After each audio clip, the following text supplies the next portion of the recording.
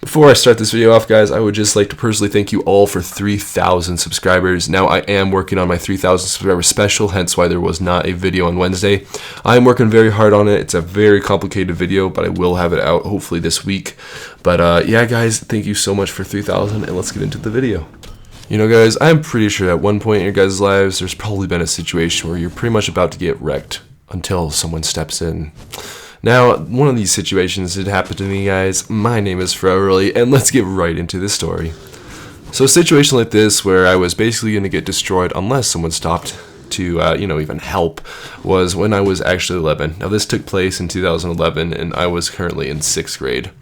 Now, I was on my 6th grade mission trip because I actually used to go to this old youth group, and when I was in 6th grade, they actually hosted a mission trip that was basically where you would go around and help out the city, and you'd just, do volunteer work and whatnot. So, we'd kind of just do random stuff all around the town. We'd give, food to the homeless, paint walls, mow lawns, visit elderly people, just things like that, just mission trip things, I guess.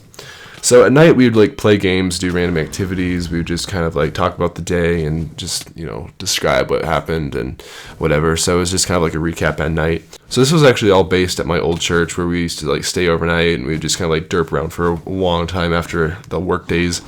And we'd eat at the church. We'd take vans around to different places, So we'd wake up, we'd have breakfast, we'd take a van to different places in the city. But there was this one particular mission that I will remember for quite some time. Now, basically what we did was we were going to go to a homeless shelter. Now, this shelter was located in, what you guys might call the ghetto, the place where it's pretty run down, there's not much there, and it's just pretty sketchy in a lot of ways.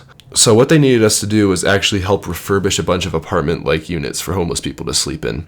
So these were pretty rundown apartments, and they wanted us to help refurbish them, paint walls and just take care of some of the things that they really needed us to do, such as replace furniture, lift furniture, just all that type of stuff. So, it was pretty hard work, and 6th grader me was kind of having a hard time lifting all those big couches and chairs. So I was like, hey, is there anything I could do that might be a little bit easier, doesn't have to help me with heavy lifting or whatnot? And so I did ask my youth leader, and he basically was talking to the main guys that ran the entire homeless shelter to see if there was something else that we could do. So this guy was like, okay, yeah, there's some stuff that you guys can do. It's going to be outside, and you're going to be over in a nearby housing plot. So he brought us to this old lot. He was just like, all right, this used to be a housing plot, but now it's basically just grassed over, and it used to be where this old house was. So yeah, it was just pretty run down. They had to take down the house and kind of just completely destroy it. So, oh well. So he brought us to this old lot, and there he was like, okay, you guys are just going to pull weeds for a few hours. And so here we were. I was with about 2 or 3 other friends, and we were just pulling weeds in this old abandoned house lot. And we're just talking, derping around, and just we were talking about the stupidest stuff ever. It was, oh my gosh, it was so stupid. But yeah. So while we were pulling weeds, we were talking about all this stupid stuff. My friend noticed a fireworks shop across the street. Now this fireworks shop was, probably not supposed to be there, because in Colorado fireworks are illegal, as you guys know from my previous story about playing with fireworks. Fireworks are indeed illegal in Colorado. And so we're like, oh, fireworks, that might be a nice place to go sometime. So we were actually planning to go over there, go to the fireworks shop, and we're nearly about to leave when we started noticing this guy approaching us. And already we were kind of just didn't really notice him, but it was still a bit sketchy. He seemed a lot taller than us, and I've been pretty tall all my life, but he was still pretty tall compared to me too, which is kind of saying a lot.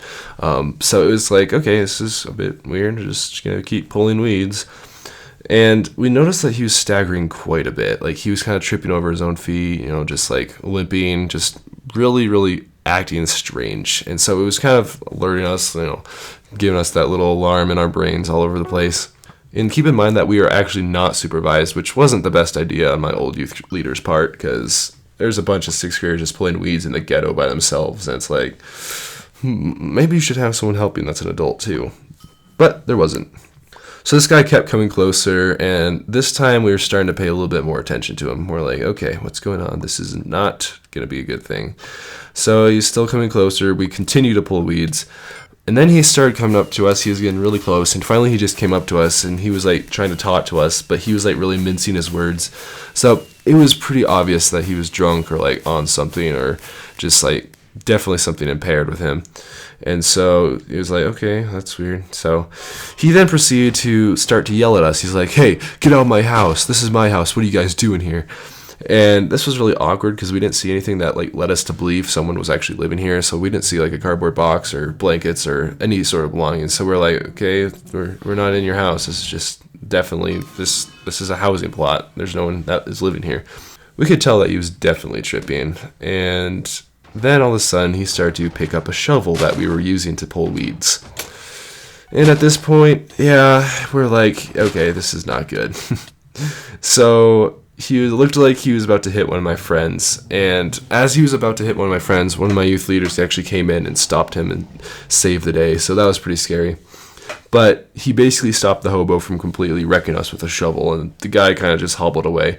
But it was pretty scary because, like, coming into contact with this homeless guy, and you're just like, well, this guy has a shovel, and we're just a bunch of little 6th graders that are trying to pull weeds to try to make the city a decent place. And this guy's coming and is about to bash our skulls in with a shovel. So that's pretty good. So if the moral of the story, guys, is if you ever find yourself pulling weeds in the ghetto, and a homeless guy tries to come and bash your face in with a shovel, just make sure you have a bigger guy there to step in. And also, it's probably a good idea that you'd be supervised too. I'm not entirely sure why we weren't. But nevertheless, guys, I do hope you enjoyed this story. It was kind of crazy, and I was like, what the heck? This should not be happening. But anyway, guys, if you did enjoy this video, don't forget to leave a like and subscribe. Guys, thank you so much for 3,000 subscribers once again, and I will see you guys in another video. Bye, guys.